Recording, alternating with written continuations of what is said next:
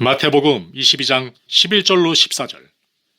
임금이 손님들을 보러 들어올세 거기서 예복을 입지 않은 한 사람을 보고 이르되 친구여 어찌하여 예복을 입지 않고 여기 들어왔느냐 하니 그가 아무 말도 못하거늘 임금이 사환들에게 말하되 그 손발을 묶어 바깥 어두운 데에 내던지라. 거기서 슬피 울며 이를 갈게 되리라 하니라. 청함을 받은 자는 많되 택함을 입은 자는 적으니라. 예수님께서는 3년간의 공생애를 이 땅 위에서 사시면서 많은 일들을 하셨습니다. 하나님의 말씀을 가르치셨고 전도하셨고 병자들을 고치셨습니다. 그 중에서도 당시 종교 지도자들이 오해하고 있던 하나님의 말씀들을 명확하게 다시 가르치셨습니다. 예수님께서 가르치신 말씀 중에 상당한 비중을 차지하고 있는 것이 바로 하나님의 나라, 즉 천국에 관한 말씀이셨습니다. 예수님께서는 비유로 말씀하시기를 즐겨하셨는데 오늘 본문 또한 천국은 마치라는 말씀으로 시작합니다. 예수님께서 성경 여러 곳에서 천국에 대해서 반복해서 말씀하신 이유가 무엇일까요? 여러 가지 이유가 있겠지만 그중 하나가 저와 여러분이 궁극적으로 도달해야 할 곳이 영원한 우리의 본향인 천국이기 때문입니다. 성도로서 아침 안개와 같이 조금 있으면 사라질 이 세상의 소망을 두지 말고 버리고 포기하고 정리할 바를 정리하라는 것입니다. 오직 영원한 본향인 천국에 궁극적인 최고의 소망을 두라는 것입니다. 마태복음 5장부터 7장에서 말씀하신 바 천국 시민의 격에 맞는 삶을 이 땅 위에서부터 훈련하고 준비하라는 것입니다. 여러분은 지금 오직 하늘나라에 소망을 두고 계십니까? 본문은 천국은 마치 자기 아들을 위하여 혼인잔치를 베푼 어떤 임금과 같으니 라는 말씀으로 시작됩니다. 본문의 내용을 묵상하노라면 장차 도래하게 될 요한계시록 19장의 어린 양의 혼인잔치가 떠오릅니다. 특히 본문에 나오는 예복이라는 단어와 요한계시록 19장 8절에 빛나고 깨끗한 세마포 옷이라는 단어가 오버랩되어집니다. 본문 1절부터 14절까지의 내용은 이렇습니다. 어떤 임금이 자신의 아들을 위하여 혼인잔치를 성대하게 준비하면서 종도를 보내어 사람들을 초청합니다. 이에 청함을 받은 자들의 반응은 어떠합니까? 이런저런 세상의 바쁜 일들로 초청에 응하지 않고 심지어 어떤 자들은 그 종도를 모욕하고 죽이기까지 했습니다. 그러자 이에 노한 임금은 군대를 보내어 그 살인한 자들과 동네를 불살라버렸습니다. 그리고 나서 다시 종도를 보내어 내거리 길에 나가서 선한 자와 악한 자를 구분하지 않고 만나는 사람들을 누구든지 잔치에 초청합니다. 이에 혼인잔치 자리에 손님들이 가득하게 되었습니다. 그런데 여기서 문제가 생깁니다. 임금이 손님들을 보러 들어왔는데 거기서 예복을 입지 않은 한 사람을 발견한 것입니다. 그리고 그에게 묻습니다. 친구여, 어찌하여 예복을 입지 않고 여기 들어왔는가? 이에 대해 예복을 입지 않은 그는 아무 말도 못합니다. 이에 임금은 그의 사환들을 시켜서 예복을 입지 않은 자의 손발을 묶어서 바깥 어두운 데에 내던지라고 명령하면서 이렇게 말합니다. 거기서 슬피 울며 이를 갈게 되리라. 예수님께서는 이 비유의 말씀을 다음 한 문장으로 결론 지으십니다. 청함을 받은 자는 많되 택함을 입은 자는 적으니라. 본문을 통해 제가 주목하여 여러분과 나누고자 하는 말씀은 혼인 예복을 입지 않고 청함받은 손님에 관한 것입니다. 당시에 결혼식을 거행하는 자들은 손님들에게 예복을 나눠주는 관례가 있었습니다. 따라서 이 예복은 손님들 스스로 마련한 의복이 아닙니다. 본문에서 다른 모든 손님들은 혼인 예복을 입고 있었으나 한 사람만 입고 있지 않았습니다. 이 사람을 제외한 모든 손님은 임금이 친히 제공한 훌륭한 예복을 입고 있었으며 그 옷은 그들이 살 수 없을 정도로 값진 것이었으므로 임금이 곧 알아볼 수 있는 그런 의복이었습니다. 그러나 이 사람은 그런 옷이 없었던 것입니다. 그는 자신의 옷을 입고 있었습니다. 여기서의 혼인 예복은 우리의 도덕적 선행을 상징하는 것이 아닙니다. 우리 인간의 어떤 선행으로도 하나님의 나라에 입국할 수 없습니다. 이 혼인 예복이 뜻하는 바는 예수 그리스도의 의로서 우리가 예수 그리스도를 믿음으로 우리에게 전가된 의를 상징합니다. 언젠가 탈북한 어느 권사님의 간증에 관한 글을 읽은 적이 있습니다. 다소 신비스러운 내용이었습니다. 저는 신비주의자는 아니지만 그러나 신령한 것에 대해서 냉소적이지도 않습니다. 바울 또한 고린도전서 12장 1절에서 형제들아 신령한 것에 대하여 나는 너희가 알지 못하기를 원하지 아니하노니 라고 말하고 있습니다. 이 권사님은 여러 가지 은사를 가지고 계셨는데 영안이 열려서 남들이 보지 못하는 것들도 보실 수 있는 분이셨습니다. 한 번은 수만 명의 교인 수를 자랑하는 어느 대형 교회에 초청을 받아 간증을 하러 갔다고 합니다. 권사님이 간증을 하기 위해 강단에 올라서서 수많은 교인들을 영안이 열려 바라보았는데 정말 놀라운 광경이 펼쳐졌다고 합니다. 그 수많은 교인 중에서 흰옷을 입고 있는 교인들이 불과 몇십 명도 아니고 단지 몇 명에 불과했다고 하는 것입니다. 저는 어떤 간증이든 그것을 절대적으로 신뢰하지는 않습니다. 그것이 전도왕에 관한 것이든 입신에 관한 것이든 삶의 역경을 이겨낸 것에 관한 것이든 말입니다. 우리가 절대적으로 신뢰하는 것은 정확무한 하나님의 말씀인 66권 성경 말씀밖에 없습니다. 수만 명의 교인 중에서 흰옷을 입은 교인이 단 몇 명에 불과했다. 본 채널에도 올려져 있는 내용이지만 과거 한국교회 신유은사자로 유명했던 현신의 권사가 죽어서 천국에 갔는데 예수님께서 나는 내가 누군지 알지 못한다 라고 하셨다고 하지 않았습니까? 그 누구보다 신실하게 주님을 섬겼고 병 고치는 능력으로 수많은 사람에게 복음을 전했는데 왜 저를 모른다고 하십니까? 라고 물었습니다. 예수님께서는 이렇게 반문하셨습니다. 너는 내 능력을 가지고 내 장사를 하였지 언제 나에게 영광을 돌리고 나의 일을 하였느냐? 예수님의 말씀에 큰 충격을 받은 그녀는 당시 한국교회 기라성 같은 목사님들이 떠올라 그러시면 이러이러한 목사님들은 아시느냐고 물었더니 그들도 모른다고 대답하셨습니다. 현신의 권사는 이제는 정말 끝이구나 싶어 한 번만 회개할 기회를 달라고 예수님께 애절하게 매달려 허락을 받아 되살아나게 되었다고 합니다. 마침 시신은 칠성판에 뉘어둔 채로 미국에 살던 아들이 도착하기를 기다리며 입관을 미루고 있었다고 합니다. 다시 살아난 후에는 그동안 모았던 30억 재산을 서울 모교에 북한 선교원에 기증을 하고 예수님께서 모른다고 하셨던 지금도 이름만 대면 누구나 아는 아무개 목사를 비롯한 유명한 목사들을 찾아다니면서 예수님께서 당신을 모른다고 하시더라고 전하며 회개를 촉구했습니다.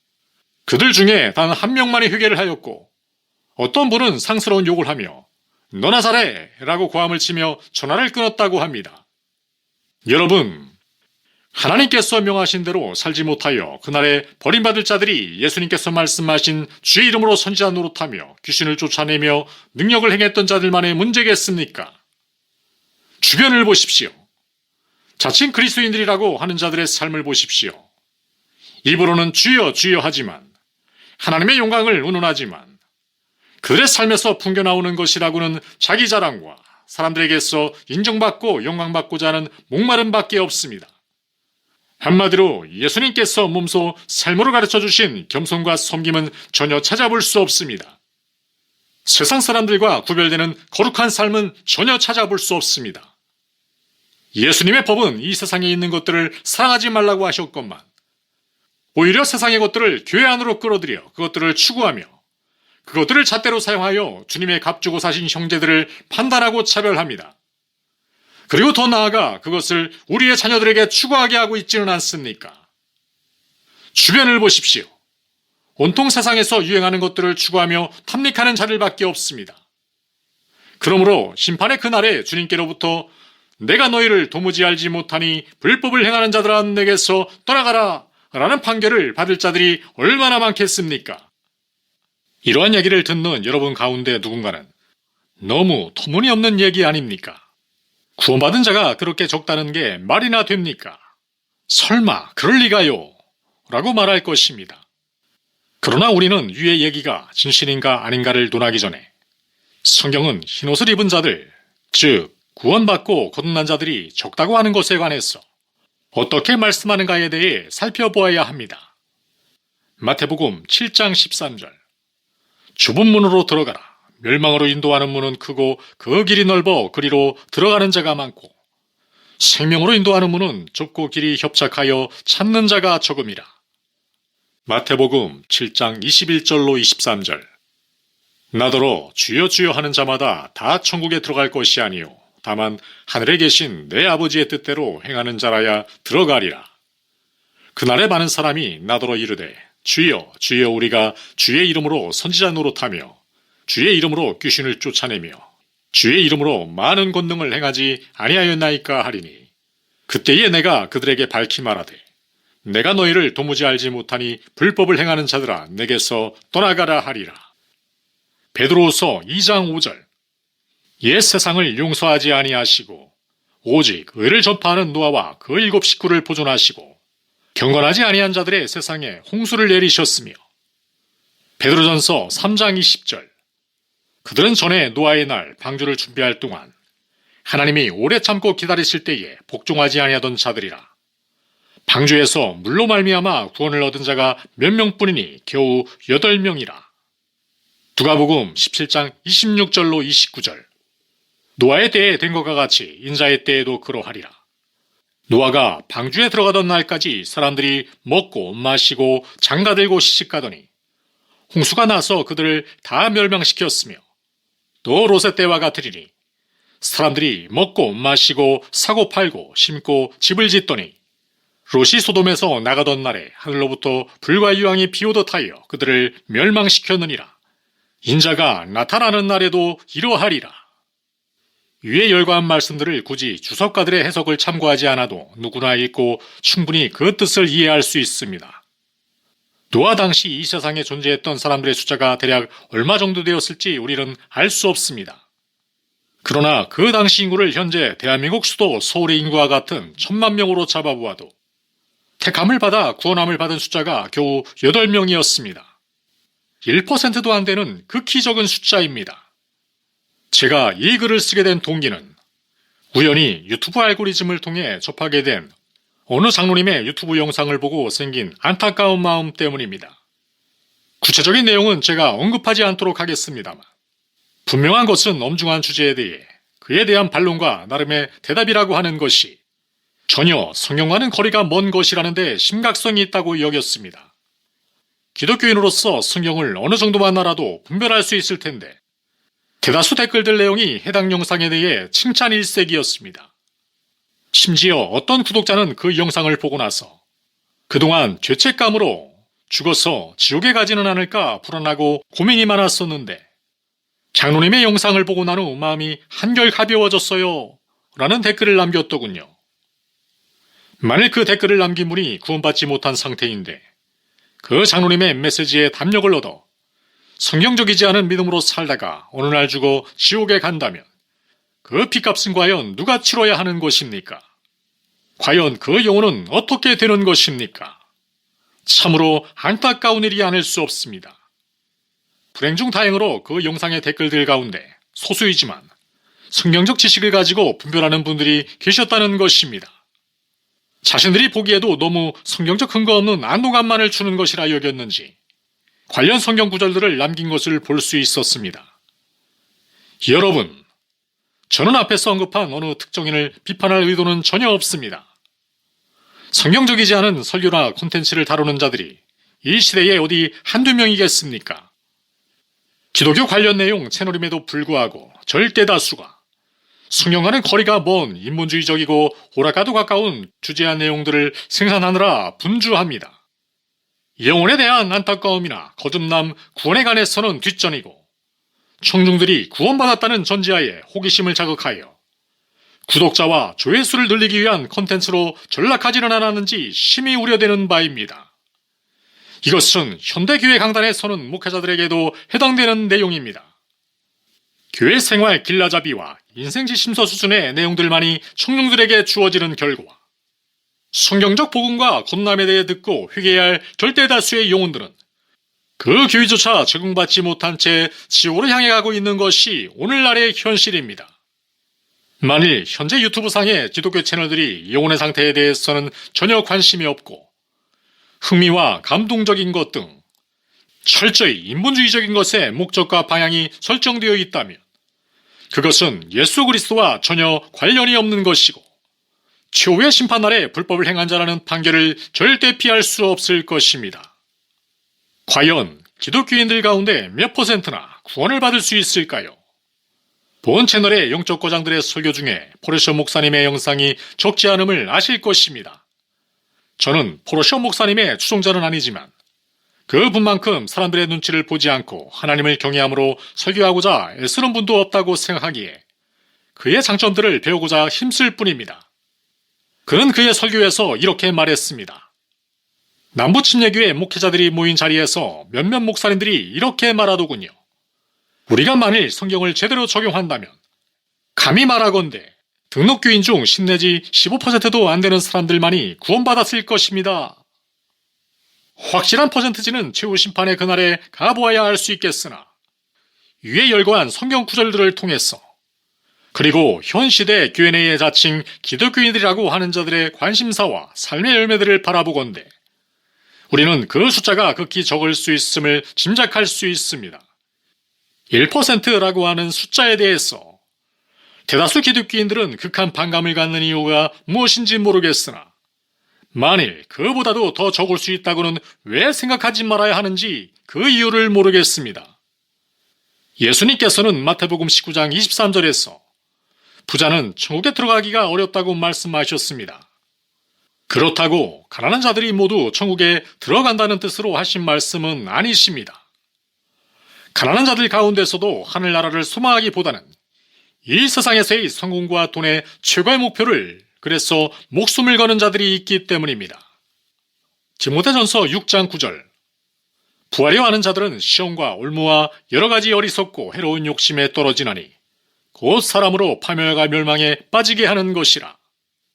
디모데전서 6장 10절 돈을 사랑함이 일만하게 뿌리가 되나니 이것을 탐내는 자들은 미혹을 받아 믿음에서 떠나 많은 근심으로써 자기를 찔렀도다.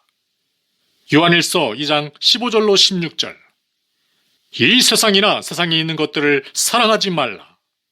누구든지 세상을 사랑하면 아버지의 사랑이 그 안에 있지 아니하니 이는 세상에 있는 모든 것이 육신의 정욕과 안목의 정욕과 이생의 자랑이니 다 아버지께로부터 온 것이 아니요 세상으로부터 온 것이라.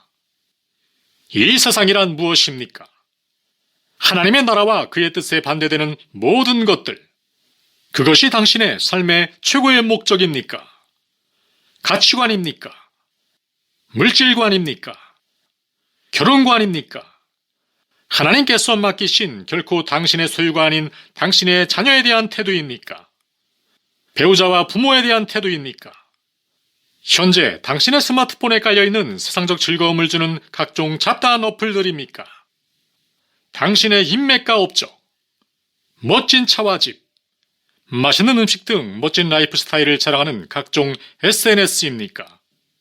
당신의 컴퓨터 하드디스크에 은밀히 저장된 말초신경을 자극하는 음란물입니까? 당신의 몸매와 브랜드를 드러내는 명품들입니까? 당신의 입에서 무의식적으로 흥얼거려지는 하나님의 영광과는 전혀 상관없는 유행가 가사입니까? 당신의 자녀에게 요구하고 기대되어지는 세상적 출세와 성공의 이유와 목적입니까? 저는 지금 결코 행위로 구원받을 수 있다고 주장하는 것이 아닙니다. 이것은 율법주의가 아닙니다. 고린도후서 5장 17절은 말씀합니다. 그런즉 누구든지 그리스도 안에 있으면 새로운 피조물이라. 이전 것은 지나갔으니 보라 새 것이 되었도다. 저는 지금 당신이 진실로 구원받고 거듭난 자라면 새로운 피조물이라면 반드시 삶 전체에서 나타나게 되어 있는 거룩한 삶의 태도, 어떤 세상적 분리됨을 극히 일부만 열거한 것뿐입니다. 그렇습니다. 누군가가 기독교인으로서 진정 구원받고 거듭났다면 비록 완벽할 수는 없지만 그 사람에게서는 거듭남의 증거들이 나타나게 되어 있습니다. 분명히 나타납니다. 감출 수가 없습니다.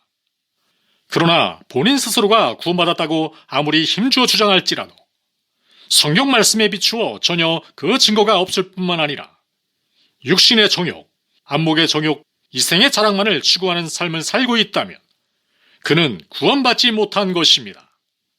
이는 결코 행위 구원도 아니요 율법적인 것도 아닙니다. 나쁜 나무가 좋은 열매를 결코 맺을 수 없듯이 열매를 보고 그 나무를 알 수 있다는 우리 주님의 틀림없으시고 준엄하신 말씀입니다. 앞서 현신의 권사의 입신에 관한 이야를 말씀드렸습니다만 저는 개인적으로 과거 그리고 현재 한국교회에서 내노라 하는 대형교회와 유명인사격인 목사님들을 과연 천국에서 뵐 수 있을지 의문입니다. 물론 무명의 개척교회 목사님들이라고 예일 수는 없겠지만 말입니다. 개인적으로 목회자인 저희 형님은 그분들에 대한 예우를 해야 한다고 말했었지만 그분들이 아무리 대단한 업적을 이루었고 세상적으로 볼 때 존경을 받는다 할지라도 만일 그 누구라도 성경에서 벗어난 배도에 가까운 비성경적 설교와 삶으로 마무리되었다면 저는 그 누구라도 존경할 생각이 전혀 없습니다. 지금 제 앞에 있더라도 추켜 세울 생각이 조금도 없습니다. 아마도 그들 대부분은 천국에서 볼 수 없을 것입니다. 제가 이렇게 말씀드리는 근거는 예수님의 말씀에 있습니다. 그들의 삶의 열매라고 하는 것들이 예수님의 법과 너무도 다르기 때문입니다. 너무도 세상적이기 때문입니다. 최후심판대 위에서 하나님은 이 땅 위에서의 우리의 업적이나 자리로 심판하지 않으실 것입니다. 우리 내면에 깊이 숨겨두었던 동기와 중심으로 열매들로 우리를 판단하실 것입니다. 그것이 예수 그리스도를 사랑함으로 행한 것이었는가 아니면 우리 자신의 영광을 위한 것이었는가로 말입니다. 마태복음 7장 16절로 20절 그들의 열매로 그들을 알지니 가스나무에서 포도를 또는 엉겅퀴에서 무화과를 따겠느냐. 이와 같이 좋은 나무마다 아름다운 열매를 맺고 못된 나무가 나쁜 열매를 맺나니 좋은 나무가 나쁜 열매를 맺을 수 없고 못된 나무가 아름다운 열매를 맺을 수 없느니라. 아름다운 열매를 맺지 아니하는 나무마다 지켜 불에 던져지느니라. 이러므로 그들의 열매로 그들을 알리라. 어떤 목회자의 훌륭함을 논할 때 여러분은 어떤 기준으로 말씀하십니까? 자상하고 친절한 성격입니까? 합리적이고 민주적인 태도입니까? 감동적이고 눈물나게 만드는 설교 실력입니까? 아이돌 가수 뺨치는 노래 실력과 개그맨을 능가하는 웃음을 제공해서입니까? 만일 이와 같은 것들이 여러분의 기준이라면 그것은 모두 틀렸습니다. 그 목회자가 성경대로 가르치고 성경대로 사는가를 보시기 바랍니다. 특히 하나님께서 맡기신 영혼들의 구원과 거듭남에 최고의 관심을 갖고 있는가를 살펴보시기 바랍니다. 여러분, 지금은 세상 마지막 중에 마지막 때입니다. 말세지 말입니다. 외부의 적보다 더 무서운 것이 내부의 적입니다. 사탄은 무서운 괴물과 같은 얼굴로 성도들을 미혹하지 않습니다. 오히려 친근한 산타클로스 할아버지와 같은 얼굴로 심지어 택한 자들도 미혹할 것입니다. 지금 이 순간에도 비성경적 거짓 복음과 구원론을 맹신하다가 지옥에 가는 수많은 기독교인들이 있음을 우리는 심각하게 여겨야 합니다. 성경 외에 그 어떤 것도 절대적으로 신뢰하지 마시기 바랍니다. 성경을 읽으시되 나 자신의 의와 생각으로 읽지 마시고 겸손한 자세로서 성령의 조명하심을 간구하며 읽으시기 바랍니다.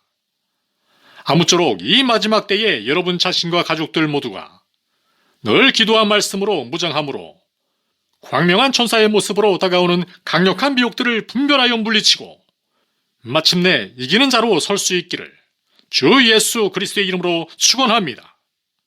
요한계시록 3장 5절 이기는 자는 이와 같이 흰옷을 입을 것이요 내가 그 이름을 생명책에서 결코 지우지 아니하고 그 이름을 내 아버지 앞과 그의 천사들 앞에서 시인하리라. 이제 마지막으로 본 채널에도 올려져 있는 찰스 스펄전의 설교인 너희가 믿음 안에 있는가 자신을 시험하라에 나오는 스펄전의 기도와 권면의 성경 말씀으로 말씀을 마치겠습니다. 부디 승리하시고 이기는 자로 서시기 바랍니다. 주여, 저의 가장 나쁜 상황을 보여주소서. 제가 만일 거짓된 편안한 가운데 살고 있다면 주여, 그것을 갈기갈기 찢어 없애주소서. 다만 제가 어떠한 모습이며 어디에 서 있는지를 알게 하소서.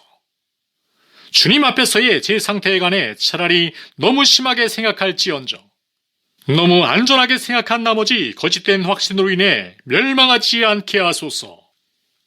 베드로전서 5장 8절로 9절 근신하라 깨어라 너희 대적마귀가 우는 사자같이 두루다니며 삼킬 자를 찾나니 너희는 믿음을 굳건하게 하여 그를 대적하라. 이는 세상에 있는 너희 형제들도 동일한 고난을 당하는 줄을 알미라.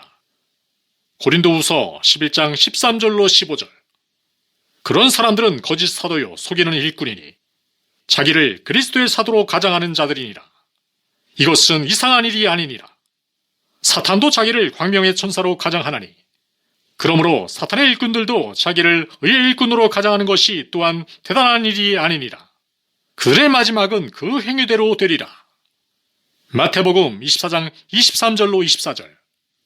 그때의 사람이 너희에게 말하되 보라 그리스도가 여기 있다 혹은 저기 있다 하여도 믿지 말라. 거짓 그리스도들과 거짓 선자들이 일어나 그 표적과 기사를 보여 할 수만 있으면 택하신 자들도 미혹하리라.